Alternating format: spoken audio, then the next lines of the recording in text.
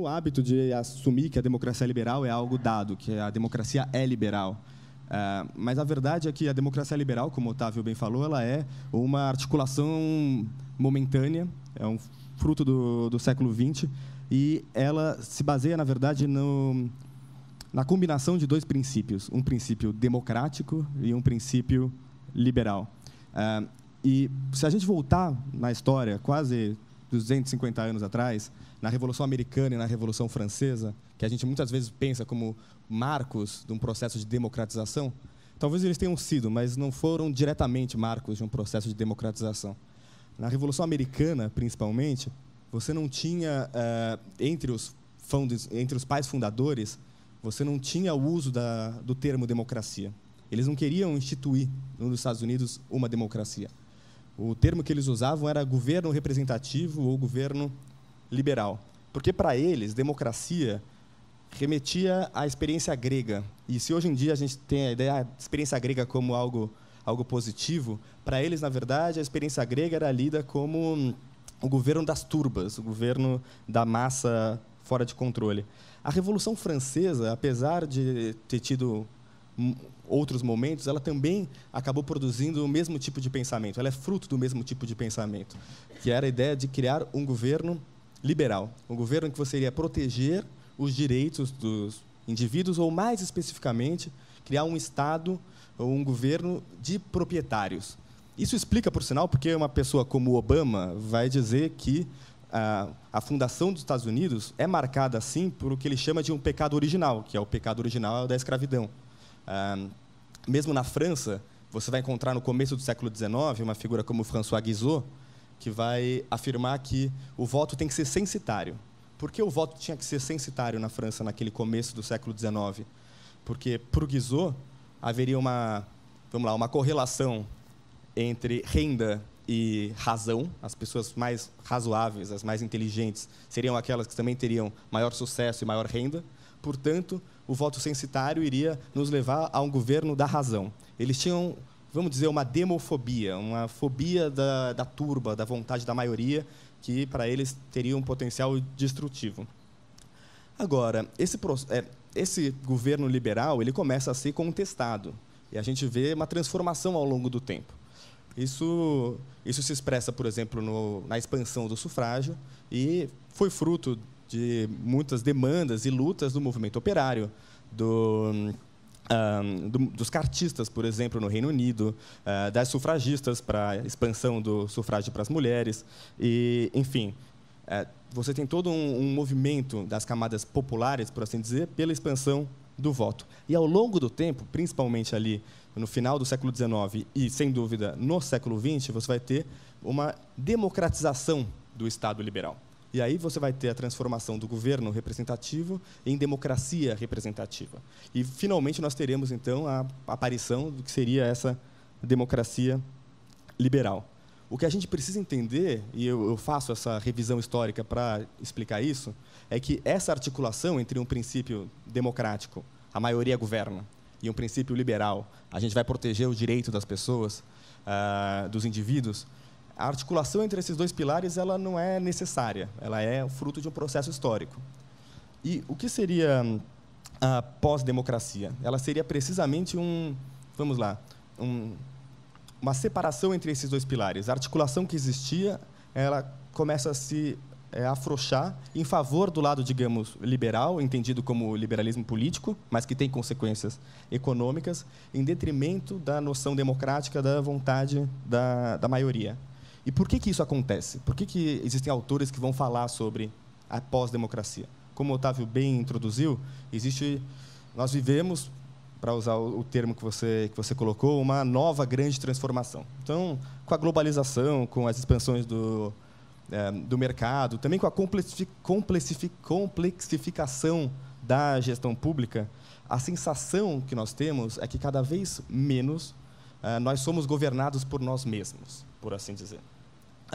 A ideia é que, não importa em quem a maioria votar, o governo vai ser basicamente o mesmo. Isso é uma coisa que é muito sentida, principalmente nos países desenvolvidos. Vamos concordar que, por muitos anos, ao olhar as eleições americanas, talvez fosse difícil saber exatamente como que um governante democrata ou um governante republicano fariam uma gestão muito diferente. Na União Europeia, também, existe um discurso frequente, em alguma medida verdadeiro, de que há um déficit democrático. As instituições europeias decidem muitas coisas, mas elas não estão necessariamente numa relação de accountability, por assim dizer, com a maior parte do eleitorado. O problema é que, junto com essa perda, por assim dizer, de soberania ou uma redução desse lado da vontade da maioria na democracia liberal, você também tem uma série de transformações econômicas que vão, enfim, ter consequências em termos da qualidade do trabalho e da qualidade de vida das pessoas. Cada vez mais a gente vai ver uma redução, um questionamento dos direitos trabalhistas que foram conquistados ao longo do século XX, uma precarização do trabalho. E não é necessariamente um problema de desemprego, o problema é o contrário. Às vezes as pessoas têm 2 empregos e, mesmo assim, não conseguem pagar as contas no final do mês. Isso cria um deslocamento, isso cria uma angústia.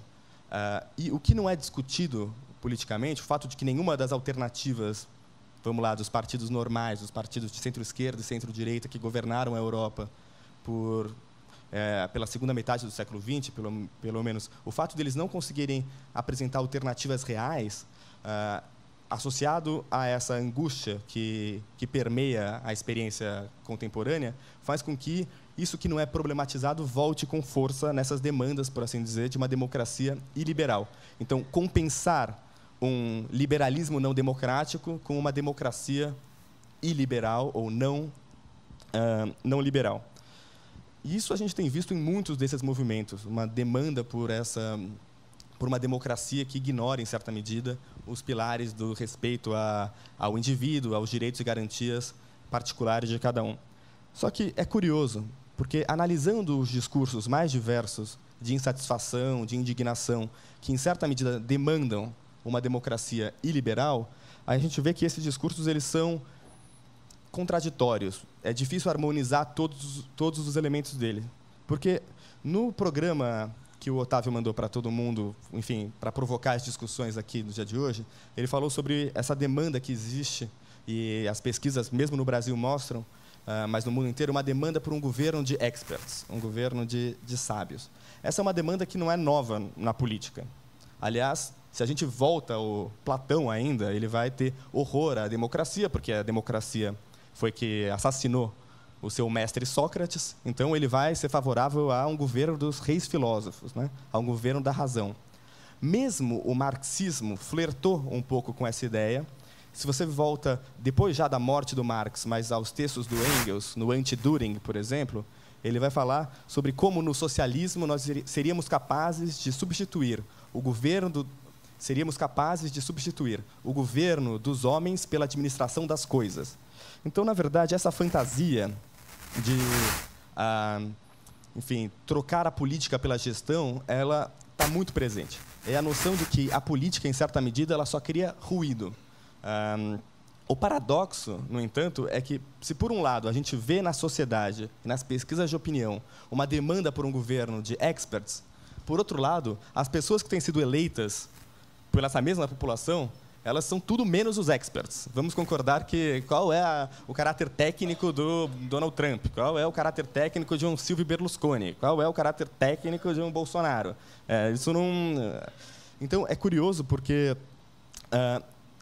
se um governo de técnicos ele iria reduzir o ruído da política, as pessoas estão elegendo britadeiras com megafone. Assim, então, ao invés de reduzir o ruído, elas estão colocando cada vez mais ruído. E é curioso porque esses 2 discursos, muitas vezes, aparecem emitidos pela mesma pessoa. Acho que a Chantal vai falar um pouco sobre essa manifestação dos coletes amarelos na França. É um movimento muito plural, a gente encontra de tudo lá dentro. Mas o que é interessante é que algumas pessoas lá dentro vão defender, por um lado, que enfim, as pessoas não são ouvidas, que a voz da maioria não é escutada. Então, eles vão falar, por exemplo, em favor de uma democracia direta, em um regime de referendos e plebiscitos. Mas, por outro lado, eles também querem um líder forte. Por exemplo, tem um antigo chefe do Estado-Maior do Exército francês que eles falam que deveria se tornar o novo primeiro-ministro e governar acima dos partidos. Então, é curioso. É uma demanda, por um lado, por uma democracia, digamos, direta ou de maior intensidade, e, por outro lado, uma demanda por uma liderança autoritária forte. A única forma de solucionar esse paradoxo, no meu ver, é se, nesses discursos, você supuser que o povo... O que é o povo, finalmente? Que o povo ele existe, que ele tem vontades, interesses, que ele tem uma identidade clara, e que, na verdade, essa vontade e os interesses do povo só não são representados porque a política cria atrito, porque ela cria ruído. Então, na verdade, um líder autoritário seria aquele capaz de, conhecendo essa vontade do povo, fazer essa voz ser ouvida. Então, ele vai irromper de forma autoritária e barulhenta para poder fazer com que a política corra sem maiores ruídos. Agora, nessa situação, então, de uma demanda por democracia iliberal, o Otávio ele tinha nos provocado também nesse texto que mandou para todos nós, falando sobre os desafios da democracia daqui para frente. Como reencantar a democracia, ou como reinventar a democracia em um momento que ela estaria perdendo seu encanto. Queria voltar um pouco ao Max Weber, porque ele fala muito sobre o processo de racionalização que marca a redução da importância da religião na nossa sociedade. E, para isso, ele vai usar o termo desencantamento do mundo. Ou seja, conforme o mundo começa a ser regido mais e mais por uma racionalidade técnica, uma racionalidade instrumental que liga fins e meios, mais o mundo se torna desencantado. Os elementos mágicos, religiosos, animistas, eles vão se reduzindo. E tem um livro ótimo do finado Flávio Pierucci sobre esse tema, eu não vou entrar nas nuances desse conceito, mas o que importa é apontar que, já no Weber, uma oposição, por assim dizer, entre a razão, por um lado, e o encantamento, por outro. Mas a verdade é que o próprio Weber apontava os problemas dessa racionalização excessiva. Primeiro, enfim, acho que é consenso hoje, quase todos os teóricos políticos concordam que não dá para separar razão e emoção, que essas duas coisas andam juntos. E, em segundo lugar, eu acho que mesmo um regime da razão precisa de emoção para se sustentar. Porque os laços sociais que nós criamos não se baseiam apenas em argumentos racionais. Nós temos laços afetivos que nos mantêm juntos, que fazem com que nós sejamos um povo, uma nação, o que quer que seja. E, finalmente, o Weber vai falar sobre o risco dessa racionalização nos prender em uma gaiola de aço, como ele mesmo fala. Por quê? Porque o processo de racionalização, ele fica muito preso a uma noção de eficiência. Todo mundo é a favor da eficiência, mas a gente precisa entender que eficiência diz respeito a meios e fins. Ou seja, eu sou eficiente se eu utilizo os meios adequados para chegar ao fim que eu ansejo. O problema é que, se você se foca numa eficiência abstrata, você esquece de discutir qual é o fim que você quer. E, muitas vezes, você acaba comprando um fim já estabelecido. Então, o risco que o Weber vai falar dessa racionalização do nosso mundo é que a gente pararia de discutir quais são os fins e entraríamos numa lógica repetitiva da razão instrumental. E é por isso que ele mesmo vai falar da importância de líderes carismáticos, digamos, como aqueles capazes de reencantar o mundo, aqueles capazes de romper com essa lógica de uma racionalização crescente. Enfim, fiz essa pequena volta teórica para avançar para a minha conclusão, que é o seguinte: se a gente pensa que a democracia liberal é esse regime híbrido, o meu ponto é que talvez a gente não precise reencantar a democracia. Porque eu acho que a democracia, com esses líderes autoritários, esses líderes de uma democracia iliberal, que alguns chamariam de populistas, apesar de eu não gostar muito do termo, eles já estão, em alguma medida, reencantando a democracia. Eles estão reencantando a democracia de uma forma, no meu ver, negativa. mas eles estão fazendo isso de alguma maneira. Eles também estão reinventando a democracia, mas, enfim, a partir de uso de redes sociais e companhia, mas essa é uma outra discussão que a gente pode ter. Então, se a democracia já está sendo reencantada, o que eu quero dizer com isso? Nós estamos voltando à velha discussão sobre os processos de formação de massa, a identificação de massa com o líder que é adorado, o líder que é idealizado, o líder que parece ter alguma coisa mágica, por assim dizer. Então, se a democracia já está sendo reencantada nesse sentido, talvez o que a gente precise seja reencantar o liberalismo. Não o liberalismo econômico, mas o liberalismo político. E por que eu digo isso? Porque, na minha visão, o princípio liberal, quando articulado com o princípio democrático na democracia liberal, ele quer dizer o quê? A minha interpretação é que ele é uma defesa do pluralismo, uma defesa da ideia de que, na verdade, ninguém tem uma resposta certa, que a gente precisa respeitar a opinião do outro e que, enfim, a nossa vida política em conjunto é feita de conflitos, é feita de disputas, mas que a gente se respeita mutuamente, em que o outro não é um inimigo a bater, mas é um adversário a respeitar. Então, no meu ver, reencantar, por assim dizer, o liberalismo, que é a brincadeira que eu quis fazer aqui, ele iria nesse sentido. Nós precisaríamos colocar à frente um discurso político que aceita que ninguém vai ter razão, aceita que qualquer discurso sobre a sociedade ele é contingente, ele é parcial, que ninguém nunca vai ter razão total sobre como gerir a coisa pública, como gerir a nossa vida em comum. Isso pode ser custoso, é muito mais fácil se encantar com um líder autoritário, mas a gente precisa conseguir aprender a se encantar com essa contingência, com essa incerteza, com essa abertura para o desconhecido que é essa experiência, no meu ver, da democracia liberal. Agora, para a gente se abrir para essa contingência, a gente precisa atacar uma das raízes do problema. E aí, agora, é a minha conclusão mesmo. Como eu falei, as transformações que acontecem no mundo do trabalho, e não apenas nele, na sociedade como um todo, criam essa angústia, criam um desamparo, criam precarização. E nós precisamos ter uma discussão séria sobre como responder a isso. Porque nas outras discussões que nós já organizamos aqui no República da Manhã, falou-se muito sobre como o atual modelo de segurança, de proteção social, ele está condenado a alguma hora desaparecer, como ele está envelhecido, como ele é anacrônico em relação às novas modalidades de trabalho que existem.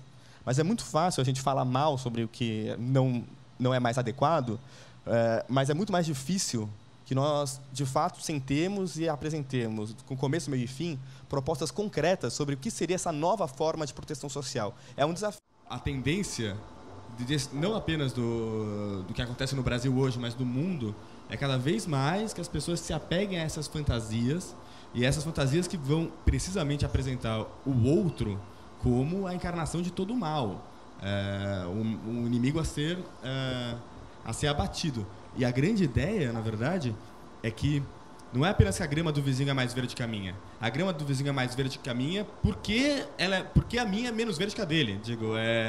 Ele está gozando as minhas custas, em certa medida. E por isso ele deve ser eliminado, porque ele é obsceno, porque ele é imoral, a gente desumaniza o outro. É um desafio, eu acho que é um dos grandes paradoxos da nossa democracia, esse paradoxo de como lidar com a intolerância, mas nós não podemos apenas reafirmar a mesma gramática, que é apresentar o outro como se fosse também um monstro terrível, grotesco, obsceno, a ser eliminado, porque está gozando as nossas custas. Então, acho que a travessia da fantasia, para voltar para o Lacan, não é abandonar a fantasia, mas é aprender a lidar com ela.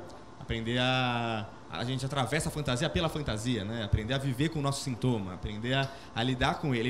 Ela não vai desaparecer, mas a gente vai precisar conseguir tomar recuo e olhar ela criticamente. Então, não se deixar levar por essa vontade de destruir o inimigo, de querer aniquilar com ele. Então, eu gostei muito da sua contribuição, como eu gostei da contribuição dos outros. Obrigado. Enfim, eu acho que, primeiro, existe problema imigratório nos Estados Unidos, sem dúvida. Existe problema imigratório na Europa, sem dúvida.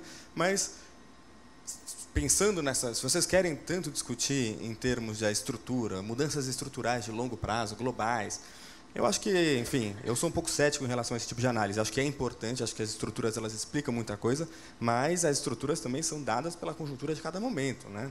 Essas eleições, mesmo Trump e companhia, são tudo bem. O fenômeno dele existir, conseguir vencer uma primária, conseguir ganhar uma eleição, tem razões estruturais, mas também ele perdeu o voto popular. Aquela eleição ele podia ter perdido. Então, as conjunturas são importantes. O que eu ia falar sobre imigração é o seguinte: vamos lembrar que durante o pós-guerra tinha talvez muito mais imigração na Europa do que tem hoje,